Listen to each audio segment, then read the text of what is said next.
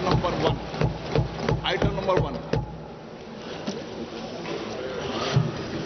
Sir, with your permission, I rise to lay on the table a copy each of the following papers, Hindi and English versions, under Article 281 of the Constitution, Report for 2026 to 2031, Volume 1, Main Report of the 16th Finance Commission.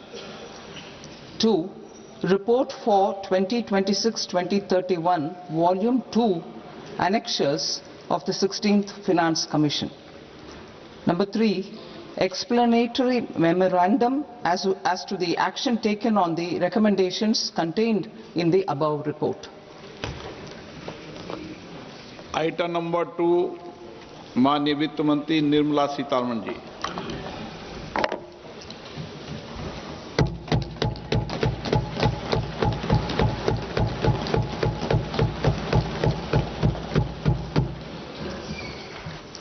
Honorable Speaker, sir, on the sacred occasion of Magh Purnima and the birth anniversary of Guru Ravidas, I present the budget for the year 2026-2027. Since we assumed office 12 years ago, India's economic trajectory has been marked by stability, fiscal discipline, sustained growth, and moderate inflation.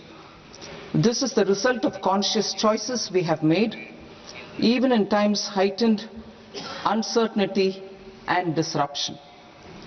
Our government, led by Honorable Prime Minister Modi, has decisively and consistently chosen action over ambivalence, reform over rhetoric, and people over populism. We have pursued far-reaching structural reforms, fiscal prudence and monetary stability, whilst maintaining a strong thrust on public investment. Keeping Atmanirbharta as a lodestar, we have built domestic manufacturing capacity, energy security, and reduced critical import dependencies. Simultaneously, we have ensured that citizens benefit from every action of the government, undertaking reforms to support employment generation, agricultural productivity, household purchasing power, and universal services to people. These measures have delivered a high growth rate of around 7% and helped us make substantial strides in poverty reduction and improvement in the lives of our people. Today, we face an external environment in which trade and multilateralism are imperiled and access to resources and supply chains are disrupted. New technologies are transforming production systems while sharply increasing demands on water, energy, and critical minerals. India will continue to take confident steps towards Viksit Bharat, balancing ambition with inclusion. As a growing economy with expanding trade and capital needs, India must also remain deeply integrated with global markets, exporting more and attracting stable long-term investment. As I begin Part A, I want to express my gratitude to the people for standing firmly with us as we forge our way together towards becoming one of the largest economies of the world.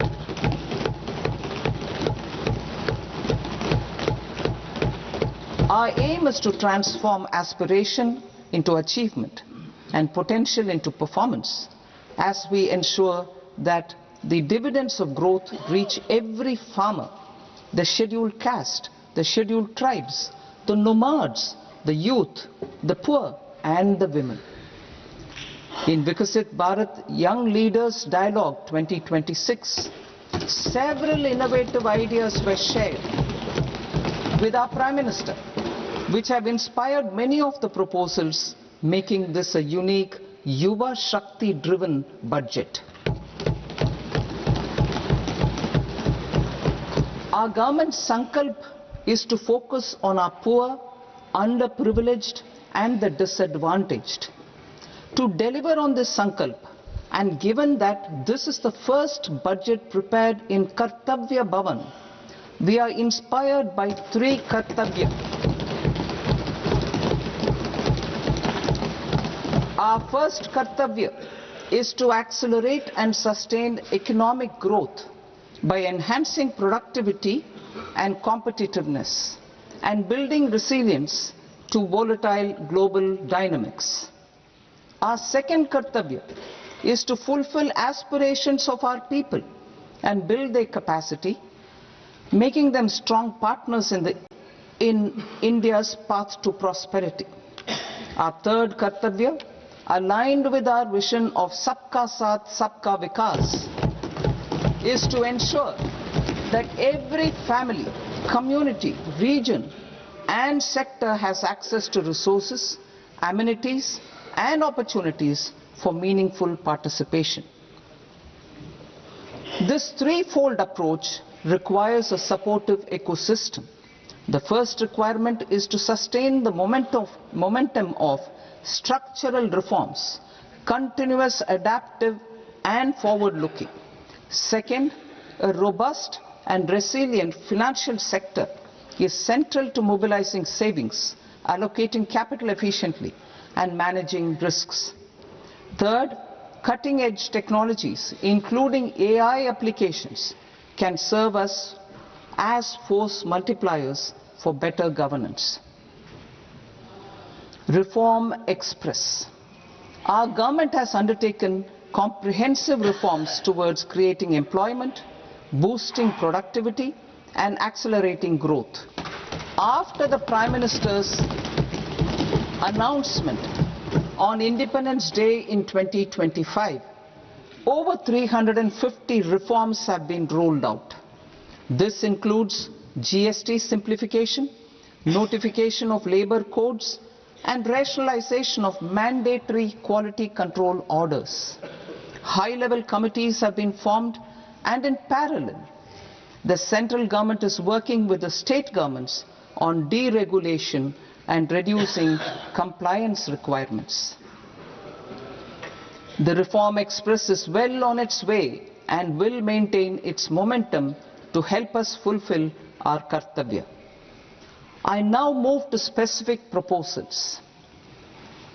Under our first Kartavya, to accelerate and sustain economic growth, I propose interventions in 6 areas.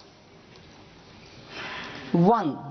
Scaling up manufacturing in 7 strategic and frontier sectors. 2. Rejuvenating legacy industrial sectors. 3. Creating champion MSMEs. 4. Delivering a powerful push for infrastructure. 5. Ensuring long-term security and stability. And 6. Developing city economic regions. Scaling up of manufacturing in 7 strategic and frontier sectors. Biopharma Shakti, meaning biopharma strategy for health advancement through knowledge, technology and innovation. India's disease burden is observed to be shifting towards non-communicable diseases like diabetes, cancer and autoimmune disorders. Biologic medicines are key to longevity and quality of life at affordable costs. To develop India as a global biopharma manufacturing hub,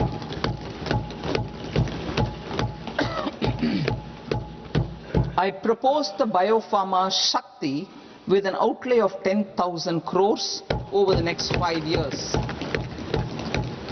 This will build the ecosystem for domestic production of biologics and biosimilars. The strategy will include a biopharma-focused network with 3 new national institutes of pharmaceutical education and research, popularly known as NIPERs, and upgrading 7 existing ones.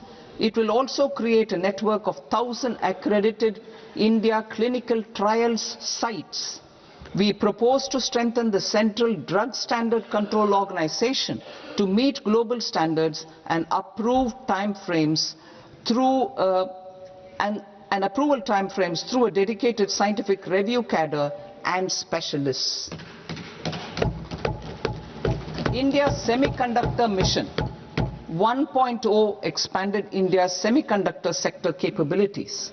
Building on this, we will launch ISM 2.0 to produce equipment and materials, design full-stack Indian IP, and fortify supply chains. We will also focus on industry-led research and training centers to develop technology and skilled workforce.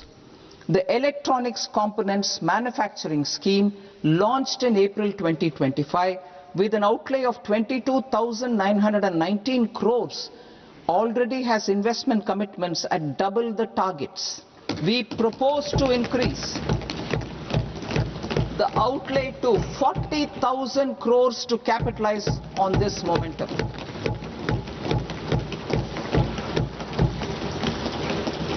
A scheme for rare earth permanent magnets was launched in 2025 November.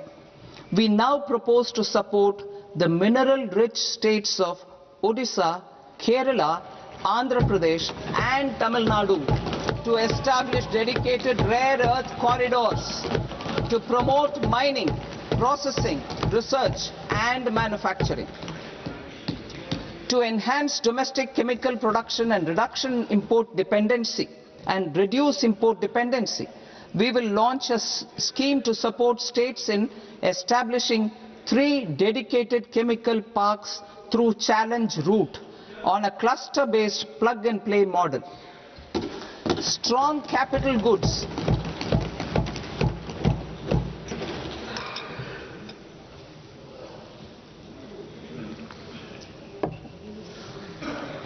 Strong capital goods capability is a determinant of productivity and quality across different sectors.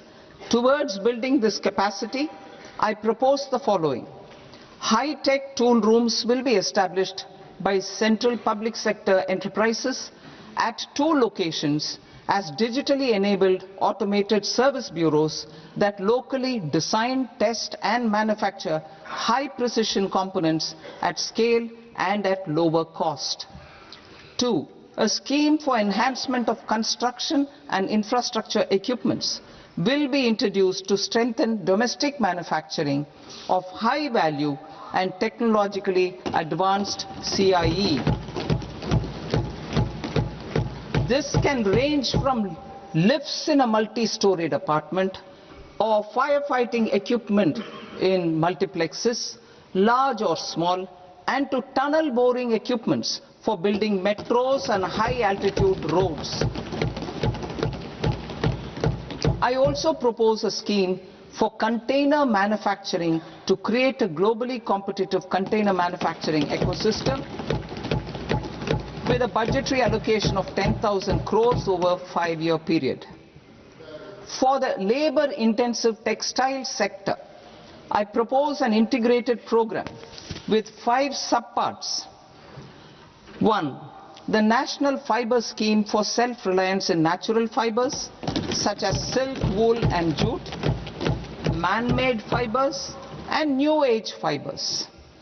Textile expansion and employment scheme to modernize traditional clusters with capital support for machinery, technology upgradation and common testing and certification centers.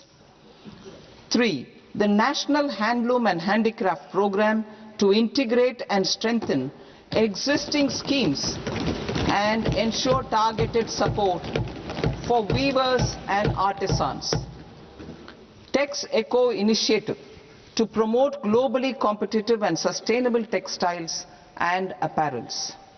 Samarth 2.0 to modernize the upgrade the textile skilling ecosystem through collaboration with industry and academic institutions. Further, I propose to set up mega textile parks in challenge mode They can also focus on bringing value addition to technical textiles. I propose to launch the Mahatma Gandhi Gram Swaraj initiative to strengthen khadi, handloom and handicrafts. This will help in global market linkage and branding. It will streamline and support training, skilling, quality of process and production. This will benefit our weavers, village industries, one district, one product ODOP initiative and also our rural youth. India has the potential to emerge as a global hub for high quality, affordable sports goods. I propose a dedicated initiative for sports goods that will promote manufacturing, research and innovation in equipment design as well as material sciences. Rejuvenation of legacy industrial clusters. I propose to introduce a scheme to revive 200 legacy industrial clusters to improve their cost competitiveness and efficiency through infrastructure and technology upgradation. Creating champion SMEs and supporting micro enterprises. Recognizing MSMEs as a vital engine of growth, I propose a three-pronged approach to help them grow as champions. Equity support. I propose to introduce a dedicated 10,000 crores SME growth fund to create future champions, incentivizing enterprises based on select criteria.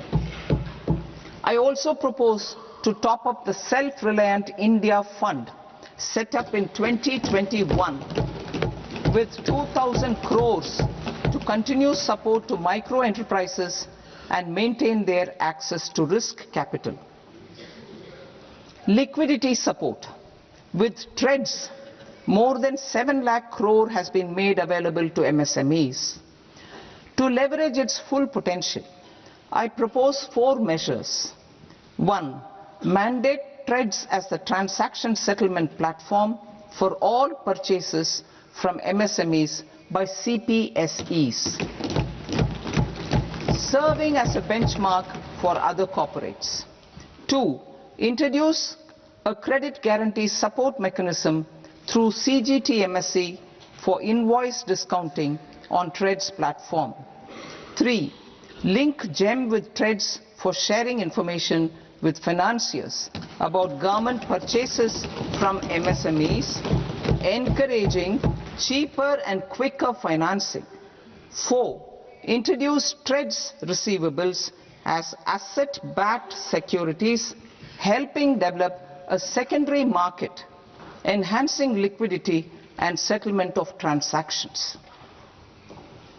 Professional support. Government will facilitate professional institutions such as the ICAI, ICSI, ICMAI to design short-term modular courses and practical tools to develop a cadre of corporate mitras, especially in Tier 2 and Tier 3 towns. These accredited para-professionals will help MSMEs meet compliance requirements at affordable costs. Infrastructure. During this past decade, our government has undertaken several initiatives for large-scale enhancement of public infrastructure, including through new financing instruments such as Infrastructure Investment Trust (InvITs) and Real Estate Investment Trust (REITs), and institutions like NIIF and NABFID. We shall continue to focus on developing infrastructure in cities with over 5 lakh population, that is Tier 2, Tier 3 cities, which have expanded to become growth centers. Public capital expenditure has increased manifold from 2 lakh crore in 2014-15 to an allocation of 11.2 lakh crore in BE 25-26. In this coming year, that is financial year 2026-27, I propose to increase it to 12.2 lakh crores to continue the momentum. To strengthen the confidence of private developers regarding risks during infrastructure development and construction phase, I propose to set up an infrastructure risk guarantee fund to provide prudentially calibrated partial credit guarantee to lenders. Over the years, rights have emerged as a successful instrument for asset monetization. I propose to accelerate recycling of significant real estate assets of the CPSEs through the setting up of dedicated rights. To promote environmentally sustainable movement of cargo, I propose to 1. Establish new dedicated freight corridors connecting Dankuni in the east to Surat in the west. Operationalize 20 new national waterways over the next 5 years. Starting with National Waterways 5 in Orissa to connect mineral-rich areas of Talcher and Angul and industrial centers like Kalinga Nagar to the ports of Paradeep and Dhamra. Training institutes will be set up as regional centers of excellence for development of required manpower for these waterways. This will benefit youth in the entire stretch of the waterways to train and acquire skills. Further, a ship repair ecosystem catering to inland waterways will also be set up at Varanasi and Patna.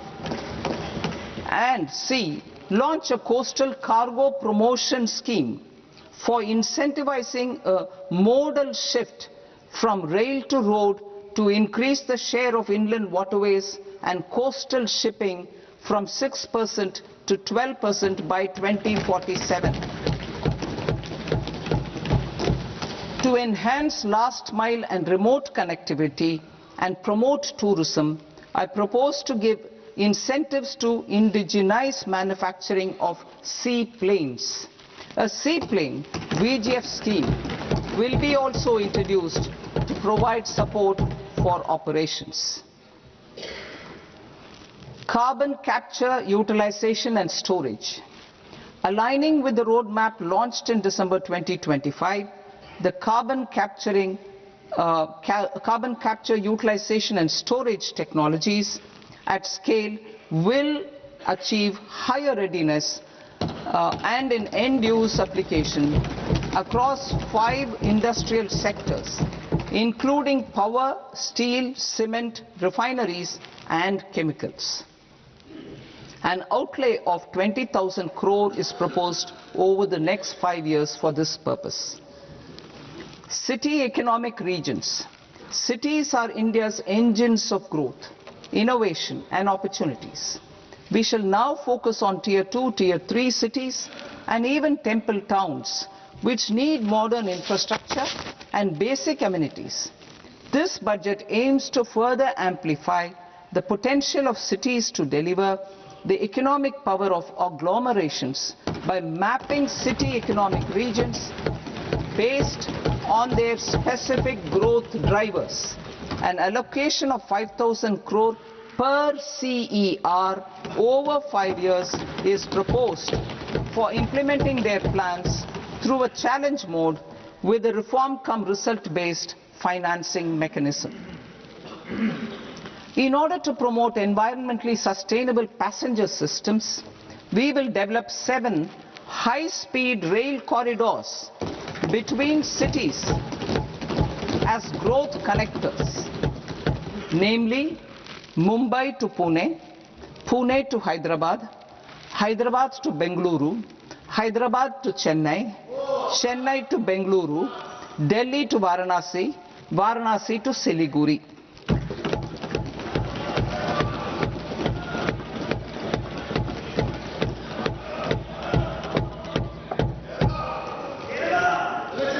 Financial sector. The Indian banking sector today is characterized by strong balance sheet, historic highs in profitability, improved asset quality, and coverage exceeding 98% of villages in the country. At this juncture, we are well placed to futuristically evaluate the measures needed to continue on the path of reform-led growth of this sector. I propose setting up a high-level committee on banking for Viksit Bharat. High-level committee on banking for Viksit Bharat to comprehensively review the sector and align it with India's next phase of growth, while safeguarding financial stability, inclusion, and consumer protection. The vision for NBFCs for Viksit Bharat has been outlined with clear targets for credit disbursement and technology adoption in order to achieve scale and improve efficiency in the public sector NBFCs. As a first step, it is proposed to restructure the Power Finance Corporation and Rural Electrification Corporation. I propose a comprehensive review of the foreign exchange management non-debt instruments rules to create a more contemporary, user-friendly framework for foreign investments consistent with India's evolving economic priorities. Corporate bond market. I propose to introduce a market-making framework with suitable access to funds and derivatives on corporate bond indices. I also propose to introduce total return swaps on corporate bonds. Municipal bonds. To encourage the issuance of municipal bonds of higher value by larger cities, I propose an incentive of 100 crore rupees for a single bond issuance. 100 crore rupees for a single bond issuance of more than 1,000 crore. The current scheme under Amrit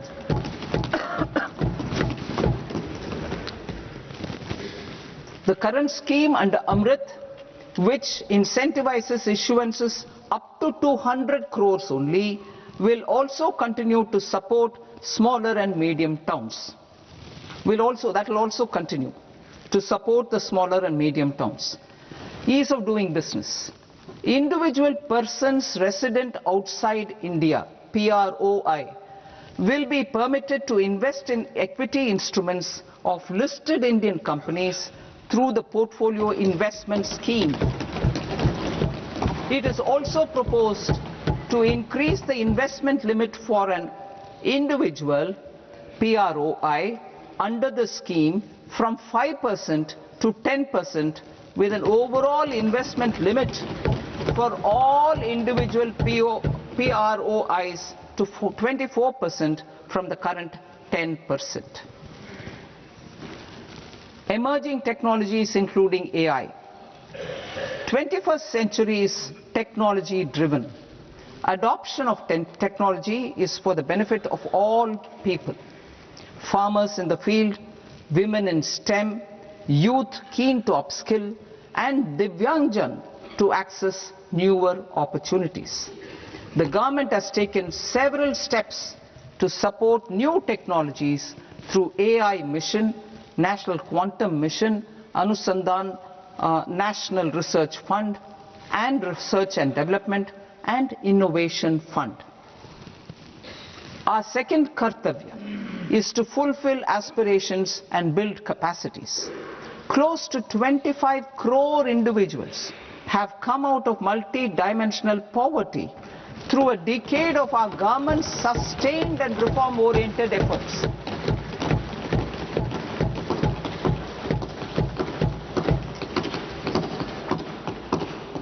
Our government has therefore decided to place a renewed emphasis on the service sector to provide a pathway to fulfilling aspirations of a youthful India with the following measures. I propose to set up a high-powered Education to Employment and Enterprises Standing Committee to recommend measures that focus on services sector as a core driver of Viksit Bharat. This will make us a global leader in services with a 10% global share by 2047. The committee will prioritize areas to optimize the potential for growth, employment and exports. They will also assess the impact of emerging technologies, including AI, on jobs and skill requirements and propose measures thereof. To create a range of skilled career pathways, a new range of skilled career pathways for our youth, I propose interventions in the following sectors. Health. Existing institutions for allied health professionals will be upgraded and new AHP institutions established in private and government sectors. This will cover 10 selected disciplines, including optometry, radiology, anesthesia, OT technology, applied psychology and behavioral health, and add 1 lakh AHPs over the next 5 years. A strong care system covering geriatric and allied care services will be built. A variety of NSQF aligned programs will be developed to train multi-skilled caregivers, combining core care and allied skills such as wellness, yoga and operation of medical assistive devices. In the coming year, 1.5 lakh caregivers will be trained.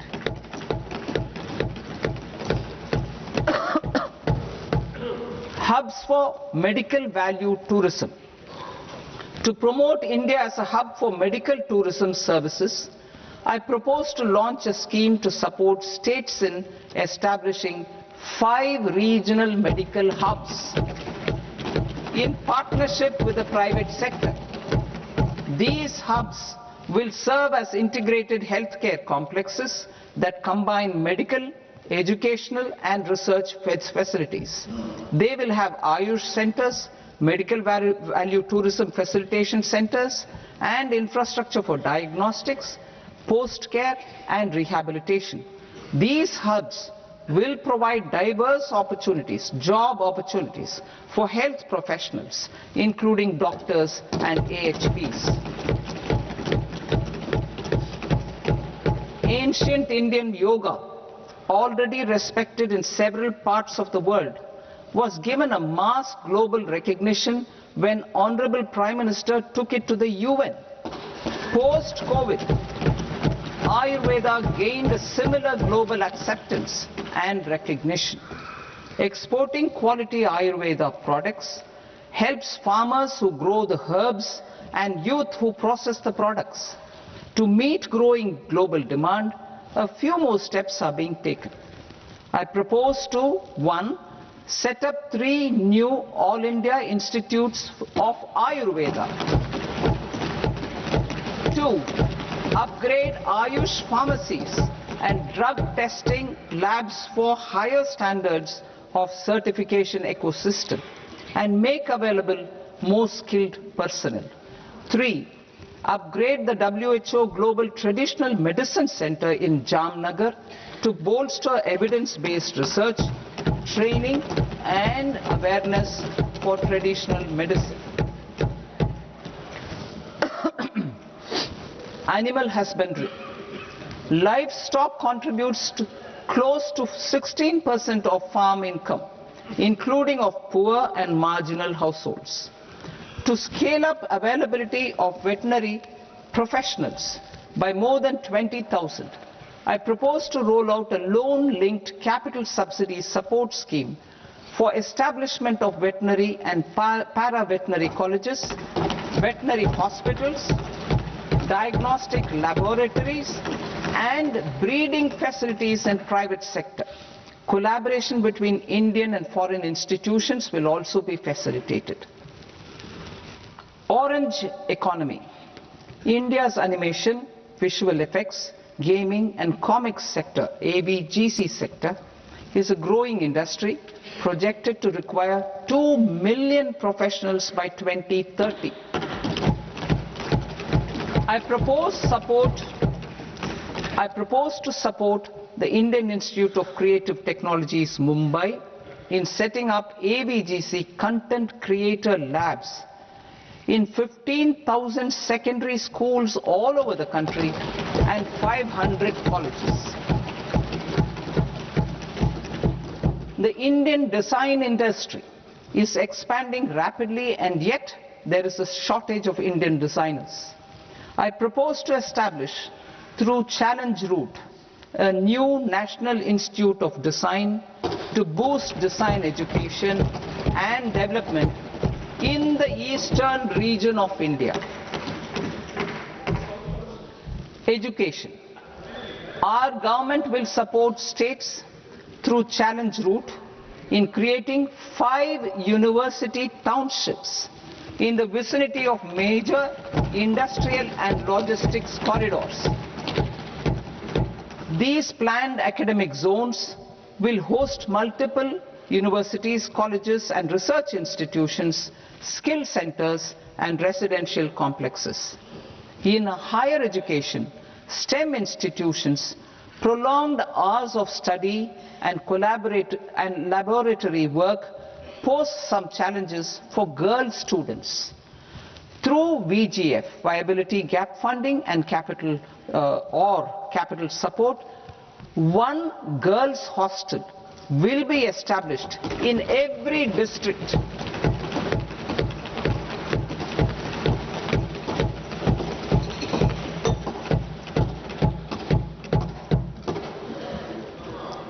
To promote astrophysics and astronomy via immersive experiences, 4 telescope infrastructure facilities will be set up or upgraded. The National Large Solar Telescope, the National Large Optical Infrared Telescope, the Himalayan Chandra Telescope and the Cosmos 2 Planetarium. Tourism. The tourism sector has the potential to play a large role in the employment generation, forex earnings and expanding the local economy. I propose to set up a National Institute of Hospitality by upgrading the existing National Council for Hotel Management and Catering Technology. It will function as a bridge between academia, industry and government. I also propose a pilot scheme for upskilling 10,000 guides in 20 iconic tourist sites through a standardized, high-quality, 12-week training course in hybrid mode in collaboration with the Indian Institute of Management. A national destination digital knowledge grid will be established to digitally document all places of significance, cultural, spiritual and heritage. This initiative will create a new ecosystem of jobs for local researchers, historians, content creators and technology partners.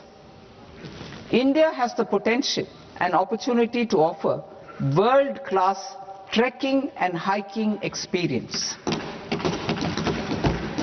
We will develop ecologically sustainable mountain trails in Himachal Pradesh, Uttarakhand and Jammu Kashmir.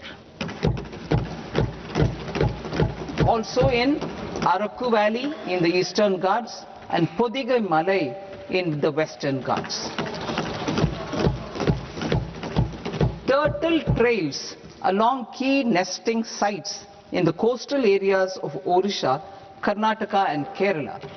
And 3 bird watching trails along the Pulikat Lake in Andhra Pradesh, Tamil Nadu. It's on the border. Under the visionary leadership of Honorable Prime Minister, we established the International Big Cat Alliance in 2024.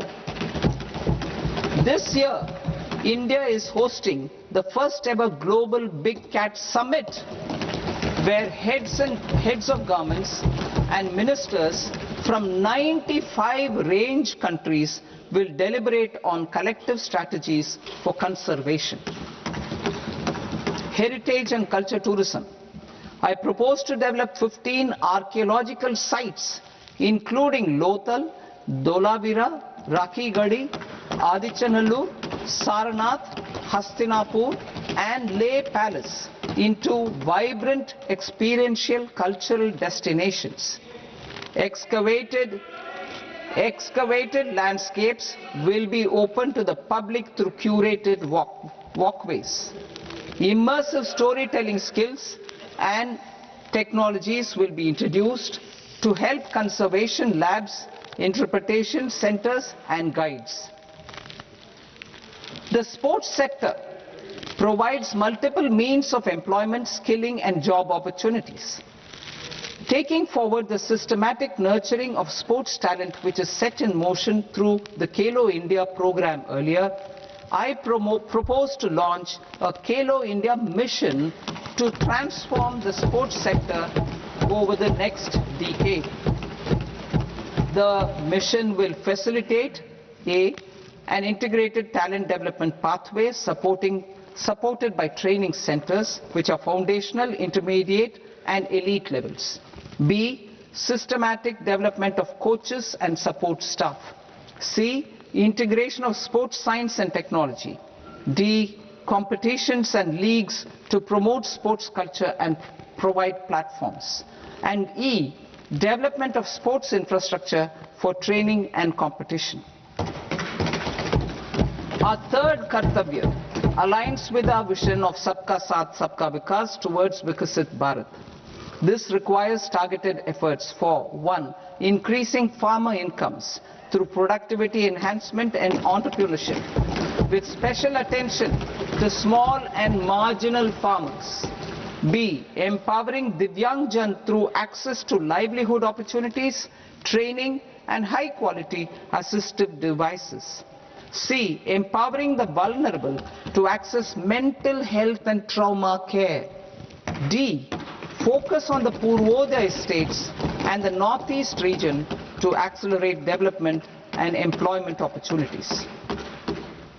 Fisheries. We will undertake initiatives for integrated development of 500 reservoirs and Amrit Sarovars. 2.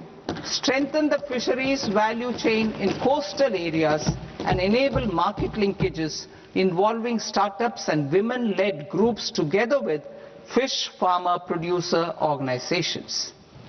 Animal husbandry. To provide quality employment opportunities in rural and peri-urban areas, we will support the animal husbandry sector in entrepreneurship development through A. A credit-linked subsidy program. B. Scaling up and modernization of livestock enterprises. C. Enhanced creation of livestock, dairy, and poultry. Enhanced creation of livestock, dairy, and poultry-focused integrated value chains. And D. Encourage creation of livestock farmer-producer organizations. High-value agriculture. To diversify farm outputs, increase productivity, enhance farmers' incomes, and create new employment opportunities, we will support high-value crops such as coconut, sandalwood, cocoa, cashew in the coastal areas, agar trees in northeast, and nuts such as almonds, walnuts, and pine nuts in our hilly regions. These, all of them, will be supported. India is the world's largest producer of coconuts. About 30 million people, including nearly 10 million farmers, depend on coconuts for their livelihood. To further enhance competitiveness in coconut production, I propose a coconut promotion scheme to increase production and enhance productivity through various interventions, including replacing and non-productive trees with new saplings or plants or varieties in major coconut growing states. A dedicated program is proposed for Indian cashew and cocoa to make India self-reliant in raw cashew and coconut production and processing, enhance export competitiveness, and transform Indian cashew and Indian cocoa into premium global brands by 2030. Sandalwood. Sandalwood is closely linked to India's social and cultural heritage. Our government will partner with state governments to promote focused cultivation and post-harvest processing to restore the glory of the Indian sandalwood ecosystem, to rejuvenate old, low-yielding orchards and expand high-density cultivation of walnuts, almonds and pine nuts. We will support a dedicated program to enhance farmer incomes and in bringing value addition by engaging youth. Bharat Vistar, that is virtually integrated system to access agricultural resources. I propose to launch Bharat Vistar, a multilingual AI tool that shall integrate the AgriStack portals and the ICAR package on agricultural practices with AI systems. This will enhance farm productivity, enable better decisions for farmers, and reduce risk by providing customized advisory support. She-Marts for rural women-led enterprises. Building on the success of Lakpati Didi program, I propose to help women take the next step from credit-linked livelihoods to being owners of enterprises. Self-help entrepreneur, She-Marts will be set up as community-owned retail outlets within the cluster-level federations through enhanced and innovative financing instruments. Empowering Divyangjan. Divyangjan Kaushal Yojana. Information technology, AVGC sectors, hospitality and food and beverages sectors often offer task-oriented and process-driven roles which are suitable for Divyangjan. We will ensure dignified livelihood opportunities through industry-relevant and customized training specific to each Divyangjan group. Divyang Sahara Yojana. Timely access to high-quality assistive devices for all eligible Divyangjan is a fundamental need. I propose to 1. Support the Artificial Limbs Manufacturing Corporation of India, Alimco, to set up and to scale up production of assistive devices, invest in R&D and AI integration, strengthen PM Divyasha Kendras, and support setting up of assistive technology marts as modern retail style centers where Divyangjan and senior citizens can see, try and purchase assistive products. Reaffirming our commitment to mental health and trauma care. There are no national institutes for mental health care in North India. We will therefore set up a NIMHANS 2 and also upgrade national mental health institutes in Ranchi and in Tezpur as regional apex institutions. Emergencies expose families, particularly the poor and vulnerable, to unexpected expenditure. We will strengthen and increase these capacities by 50% in district hospitals by establishing emergency and trauma care centers. Focus on Purvodaya states and northeastern regions.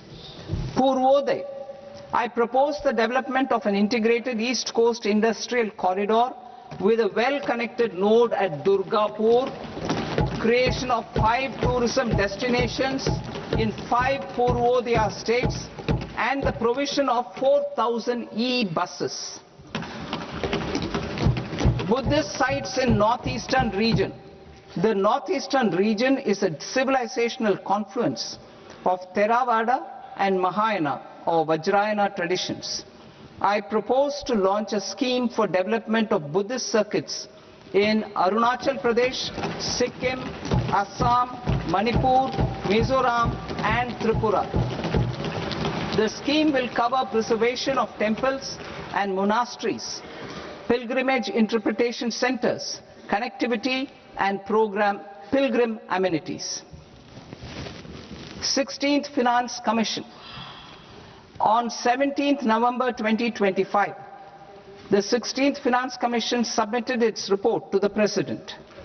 As mandated under Article 281 of the Constitution, the government is to lay the report along with the explanatory memorandum on the action taken report on the recommendations of the Commission in Parliament, which, Sir, Honourable Speaker, you have allowed me to do at the commencement of this session.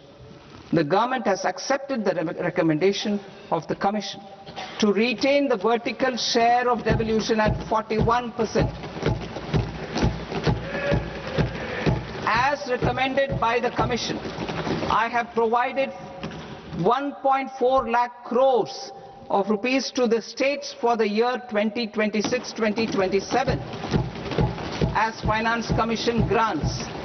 These include rural and urban local body and disaster management grants. Fiscal consolidation. Government has been delivering on our fiscal commitments consistently without compromising on social needs. To strive towards accepted standards of fiscal management in Budget 25-26, I had indicated that the central government would target reaching a debt to GDP ratio of 50 plus or minus 1% by 2030-31. In line with this, the debt to GDP ratio is estimated to be 55.6% of GDP in BE 26-27. compared to 56.1% of GDP in RE 25-26. A declining debt to GDP ratio will gradually free up resources for priority sector lending and expenditure by reducing the outgo on interest payments. One of the main operational instruments for debt targeting is the fiscal deficit. I am happy to inform this august House that I fulfilled my commitment made in 2021-2022 to reduce fiscal deficit below 4.5% of GDP by 25-26. In RE 25-26, the fiscal deficit has been estimated at par with BE of 2025-26 at 4.4% of GDP. In line with the new fiscal prudence path of debt consolidation, the fiscal deficit in BE 26-27 is estimated to be 4.3% of the GDP.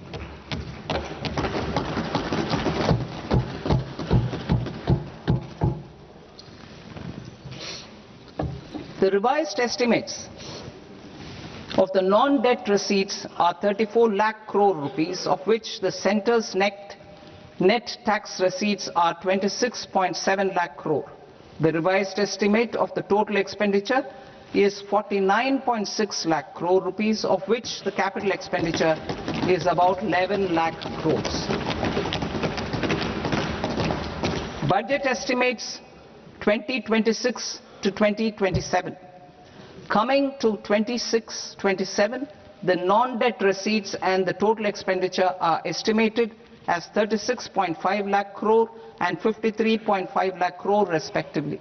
The centre's net tax receipts are estimated at 28.7 lakh crore rupees.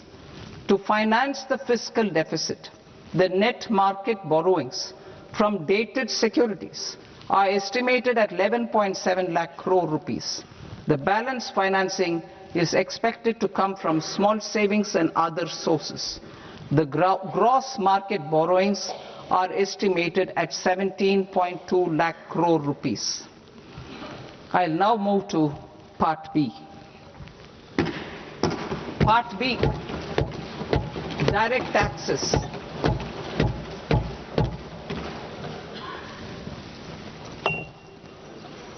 Honorable Speaker, sir, I now present my proposals on direct taxes. New Income Tax Act. In July 2024, I announced a comprehensive review of the Income Tax Act 1961. This was completed in a record time, and the Income Tax Act 2025 will come into effect from 1st April 2026. The simplified income tax rules and forms will be notified shortly, giving adequate time to taxpayers to acquaint themselves with its requirements. The forms have been redesigned such that ordinary citizens can comply without difficulty. Ease of living. I propose that any interest awarded by the Motor Accident Claims Tribunal to a natural person will be exempt from income tax, and any TDS on this account will be done away with. I propose to reduce TCS rate on the sale of overseas tour program package from the current 5% and 20% to 2% without any stipulation of amount. I propose to reduce TCS rate for pursuing education and for medical purposes under the Liberalized Remittance Scheme, popularly known as LRS, from 5% to 2%. Supply of manpower services is proposed to be specifically brought within the ambit of payment to contractors for the purpose of TDS to avoid ambiguity. Thus, TDS on these services will be at the rate of either 1% or 2% only. I propose a scheme for small taxpayers, wherein a rule-based automated process will enable obtaining a lower or nil deduction certificate instead of filing an application with the assessing officer. For the ease of taxpayer holding securities in multiple companies, I propose to enable depositories to accept Form 15G or Form 15H from the investor and provide it directly to various relevant companies. I propose to extend time available for revising returns from 31st December to up to 31st March with the payment of a nominal fee. I also propose to stagger the timeline for filing of tax returns. Individuals with ITR 1 and ITR 2 returns will continue to file till 31st July, and non-audit business cases or trusts are proposed to be allowed time till 31st August. TDS on sale of immovable property by a non-resident is proposed to be deducted and deposited through resident buyers and his or her PAN-based challan instead of requiring a TAN, which is a temporary accounting number. To address practical issues of small taxpayers like students, young professionals, tech employees, relocated NRIs, and such others, I propose to introduce a one-time 6-month foreign asset disclosure scheme for these taxpayers to disclose income or assets below a certain size. This scheme would be applicable for two categories of taxpayers, namely A, who did not disclose their overseas income or assets, and B, who disclosed their overseas income and or paid due tax but could not declare the asset acquired. For category A, the limit of undisclosed income or asset is proposed to be up to 1 crore rupees. they need to pay 30% of fair market value of asset or 30% of undisclosed income as tax and 30% as additional income tax in lieu of penalty, and would thereby get immunity from prosecution. For category B, asset value is proposed to be up to 5 crore rupees. Here, immunity from both penalty and prosecution will be available with a payment of fee of 1 lakh rupees. Rationalizing penalty and prosecution. Multiplicity of proceedings are hindrance to the ease of doing business. I propose to integrate assessment and penalty proceedings by way of a common order for both. There will be no interest liability on the taxpayer on the penalty amount for the period of appeal before the first appellate authority, irrespective of the outcome of appeal process. Further, quantum of prepayment is being reduced from 20% to 10% and will continue to be calculated only on core tax demand. As an additional measure for reducing litigation, I propose to allow taxpayers to update their returns even after reassessment proceedings have been initiated, and an additional 10% tax rate over and above the rate applicable for the relevant year. The assessing officer will then use only this updated return in his proceedings. There is already a framework for immunity from penalty and prosecution in the cases of underreporting. I propose to apply this framework for immunity to misreporting too. However, in such a case, the taxpayer will need to pay 100% of the tax amount as an additional income tax over and above the tax and interest due. Penalties for certain technical defaults, such as failure to get accounts audited, non-furnishing of transfer pricing audit report, and default in furnishing statement for financial transactions, are proposed to be converted into fee.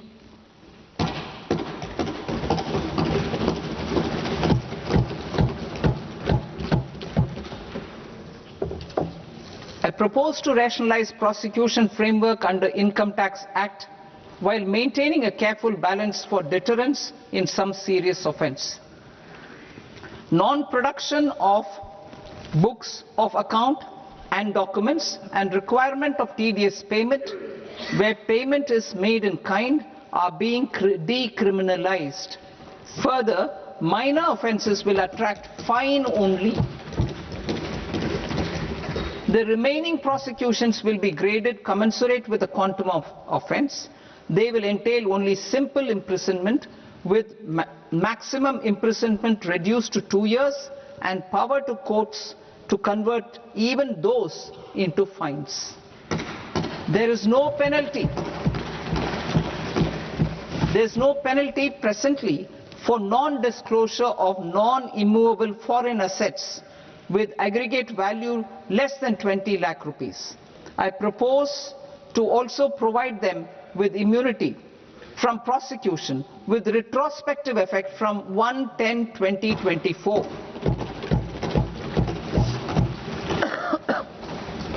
Cooperatives. Deduction is already allowed to a primary cooperative society engaged in supplying milk, oilseeds, fruits or vegetables raised or grown by its members. I propose to extend this deduction to also include supply of cattle feed and cotton seed produced by its members. I propose to allow inter-cooperative society dividend income as deduction under the new tax regime to the extent it is further distributed to its members. I further propose to allow exemption for a period of 3 years to dividend income received by a notified national cooperative federation on their investments made in companies up to 31/1/2026. This exemption would be allowed only for dividends further distributed to its member cooperatives. Supporting IT sector as India's growth engine. India is a global leader in software development services, IT-enabled services, knowledge process outsourcing services, and contract R&D services relating to software development. These businesses and their segments are quite interconnected with each other. All these services are proposed to be clubbed under a single category of information technology services with a common safe harbor margin of 15.5% applicable to all. The threshold for availing safe harbor for IT services is being enhanced substantially from 300 crore rupees to 2,000 crore rupees. Safe harbor for IT services shall be approved by an automated rule-driven process without any need for tax officer to examine and accept the application. Once applied by an IT services company, the same safe harbor can be continued for a period of 5 years at a stretch at its choice. For IT services companies who want to conclude advanced pricing agreement, APA, I propose to fast-track unilateral APA process for IT services and endeavor to conclude it within a period of 2 years. The period of 2 years can be extended by a further period of 6 months on taxpayers' request.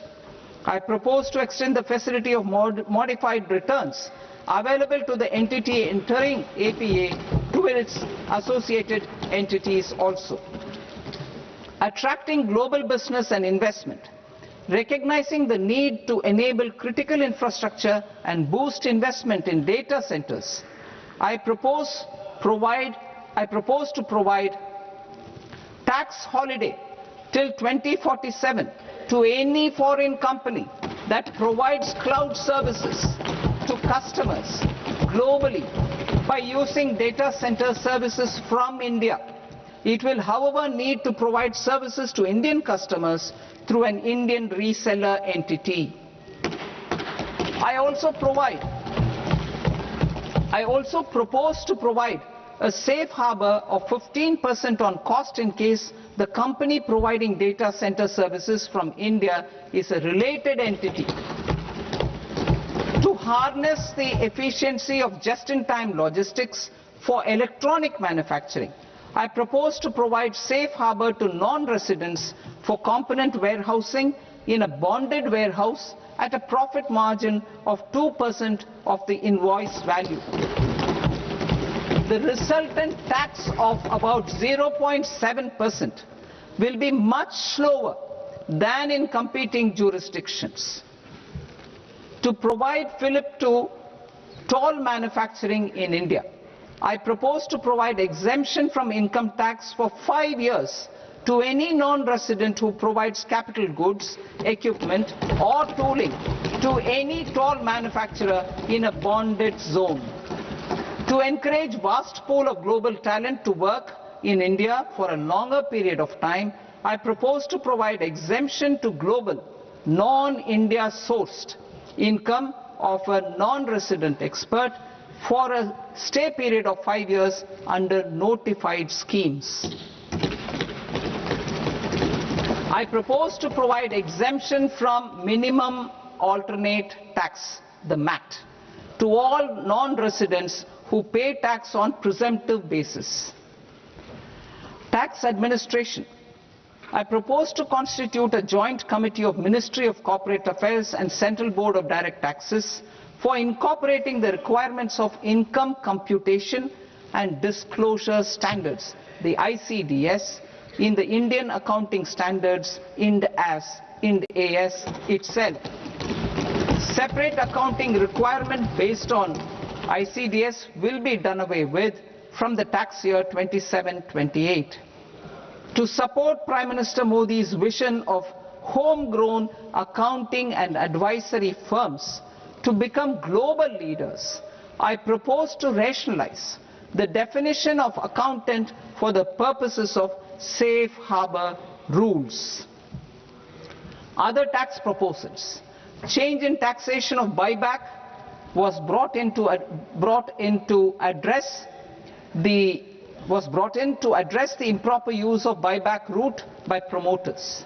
In the interest of minority shareholders, I propose to tax buyback for all types of shareholders as capital gains. However, to disincentivize misuse of tax arbitrage, promoters will pay an additional buyback tax. This will make effective tax 22% for corporate promoters. For non-corporate promoters, the effective tax will be 30%. TCS rate for sellers of specific goods, namely alcoholic liquor, scrap and minerals, will be rationalized to 2%, and that on tendu leaves will be reduced from 5% to 2%. I propose to raise the STT on futures to 0.05% from the present 0.02%. STT on options premium and exercise of options are both proposed to be raised to 0.15% from the present rate of 0.1% and 0.125% respectively. We reformed the taxation landscape for corporates in 2019 by providing them a simplified regime with lower tax rate so that they could productively focus on business rather than on claim of deductions and exemptions. To encourage companies to shift to the new regime, set off of brought forward MAT credit, minimum alternate tax credit, is proposed to be allowed to companies only in the new regime. Set off using available MAT credit is proposed to be allowed to an extent of 1/4 of the tax liability in the new regime. MAT is proposed to be made final tax, so there will be no further credit accumulation from 1st April 2026.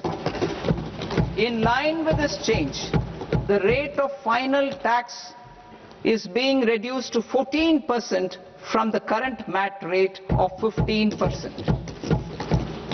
The brought forward MAT credit of taxpayers accumulated till 30th March 2026 will continue to be available to them for set off as above.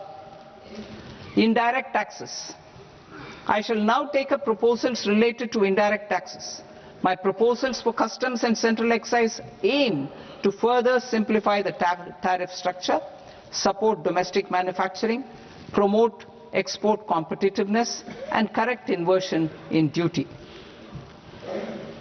To continue weeding out long continuing customs duty exemptions, I propose to remove certain exemptions on items which are being manufactured in India or where the imports are negligible. Similarly, to further simplify the process of ascertaining the rate of duty applicable on a particular item, I propose to incorporate certain effective rates in various customs notifications to the tariff schedule itself. I shall now take up sector-specific proposals. Promotion of exports of marine, leather and textile products. I propose to increase the limit for duty-free imports of specified inputs used for processing seafoods for export from the current 1% to 3% of FOB value of the previous year's export turnover. I also propose to allow duty-free imports of specified inputs, which is currently available for exports of leather or synthetic footwear, to exports of shoe uppers as well. I propose to extend the time period for export of final product from the existing 6 months to 1 year for exporters of leather or textile garments, leather or synthetic footwear and other leather products. Energy transition and security. I propose to extend the basic customs duty exemption given to capital goods used for manufacturing lithium-ion cells for batteries to those used for manufacturing lithium-ion cells for battery energy storage systems also.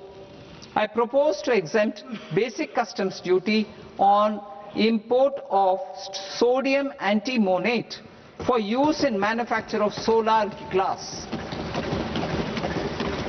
Nuclear power. I propose to extend the existing basic customs duty exemption on imports of goods required for nuclear power projects till the year 2035 and expand it for all nuclear plants irrespective of their capacity. Critical minerals. It is proposed to provide basic customs duty exemption to the import of capital goods required for the processing of critical minerals in India. Biogas blended CNG. I propose to exclude the entire value of biogas while calculating the central excise duty payable on biogas blended CNG. Civil and defense aviation.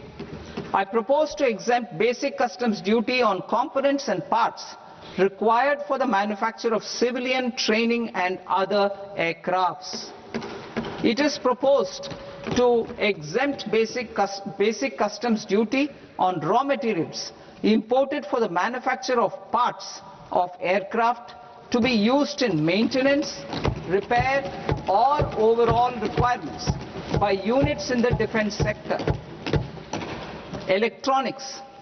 To deepen value addition in the consumer electronics sector, I propose to exempt basic customs duty on specified parts used in the manufacture of microwave ovens.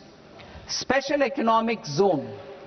To address the concerns arising about utilization of capacity by manufacturing units in the special economic zones due to global trade disruptions, I propose as a special one-time measure to facilitate sales by eligible manufacturing units in SEZs to the domestic tariff area at concessional rates of duty.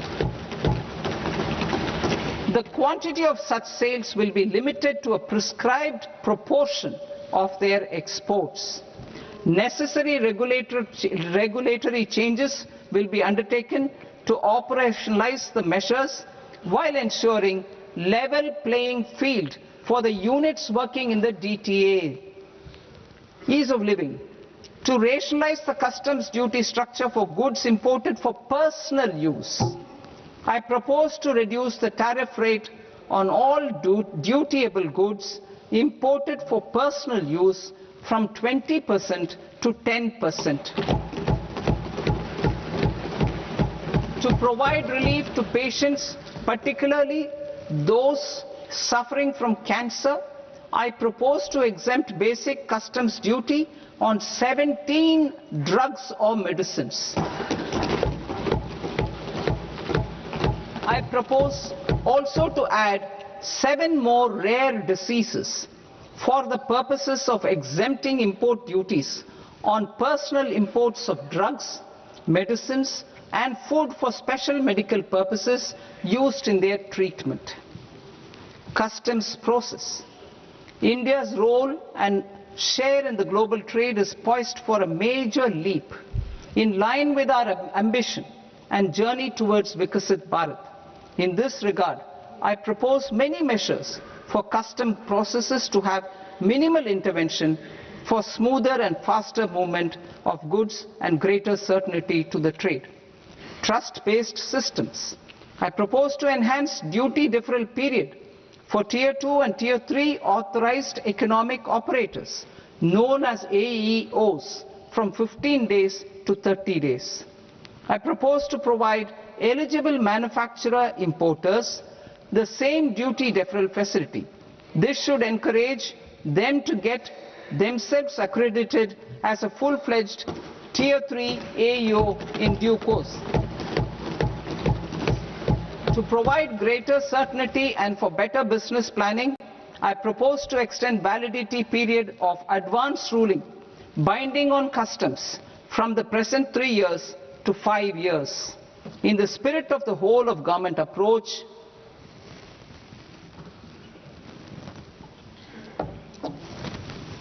Government agencies will be encouraged to leverage AEO accreditation for preferential treatment in clearing their cargo. Regular importers with trusted long-standing supply chains will be recognized in the risk system so that the need for verification of their cargo every time can be minimized. Export cargo using electronic sealing. Export cargo using electronic sealing will be provided through clearance from the factory premises to the ship. For import of goods not needing any compliance, filing of bill of entry by a trusted importer and arrival of goods will automatically notify customs for completing their clearance formalities. This will enable goods to be released immediately on arrival. The customs warehouse framework will be transformed into a warehouse operator-centric system with a self-declarations, electronic tracking and risk-based audit. These reforms will move away from the current system of officer-dependent approvals and reduce transaction delays and compliance costs. Ease of doing business. Approvals required for cargo clearance from various government agencies will be seamlessly processed through a single and interconnected digital window by the end of the financial year. Processes involved in clearance of food, drugs, plant and animal and wildlife products accounting for about 70% of interdicted cargo will be operationalized on this system by April 2026 itself. For goods not having any compliance requirement, clearance will be done by customs immediately after online registration is completed by the importer, subject to the payment of duty. Customs integrated system will be rolled out in 2 years as a single integrated and scalable platform for all customs processes. Utilization of non-intrusive scanning with advanced imaging and AI technology for risk assessment will be expanded in a phased manner with the objective to scan every container across all the major ports. New export opportunities to support Indian fishermen to fully harness the economic value of marine resources beyond our territorial waters. The following measures will be taken. A. Fish catch by an Indian fishing vessel in exclusive economic zone or on the high seas will be made free of duty. Landing of such fish on foreign port will be treated as export of goods. Safeguards will be put in place to prevent misuse during fish catch, transit or transshipment. To support aspirations of India's small businesses, artisans and startups to access global markets through e-commerce, I am pleased to announce complete removal of the current value cap of 10 lakh rupees per consignment on courier exports. In addition, handling of rejected and returned consignments will be improved with effective use of technology for identifying such consignments. I propose to revise provisions governing baggage clearance during international travel to address genuine concerns of passengers. The revised rules will enhance duty-free allowances in line with the present-day travel realities and provide clarity in temporary carriage of goods brought in or taken out. There are honest taxpayers who are willing to settle disputes by paying all their dues, but they get deterred due to negative connotation associated with penalty. They will now be able to close cases by paying an additional amount in lieu of penalty. Honorable Speaker, sir, with this I commend the budget to this august House. Jai Hind.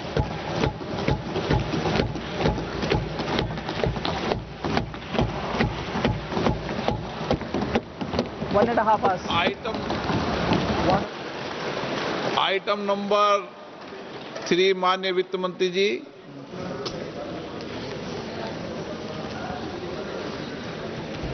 Item number 2, sir. 3।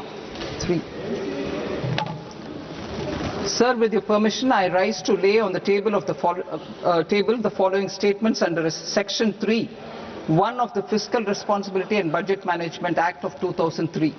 Medium-term fiscal policy cum fiscal policy strategy statement and macroeconomic framework statement. Item number 4 माननीय वित्त मंत्री जी। Sir, with your permission, I move for leave to introduce the Finance Bill 2026. प्रश्न ये कि विधेयक को पुनर्स्थापित करने की अनुमति प्रदान की जाए। जो सदस्य इस पक्ष में हाँ गए, जो सदस्य विरोध में ना गए, मेरे विचार में निर्णय हाँ वालों के पक्ष में हाँ वालों के पक्ष में अनुमति प्रदान की जाती है। माननीय मंत्री जी, अब विधेयक पुनर्स्थापित करें। Sir, I introduce the bill. माननीय सदस्यगण, आपको सूचित किया जाता है कि माननीय वित्त मंत्री जी के बजट भाषण की कॉपी पब्लिकेशन काउंटर पर ली जाती है। बजट भाषण और बजट से संबंधित दस्तावेज आपके मोबाइल फोन और मेंबर पोर्टल्स पर ही उपलब्ध है। सभा की कार्रवाई कल सोमवार दिनांक 2 फरवरी 2026 को प्राप्त 11 बजे तक के लिए स्थगित की जाती है।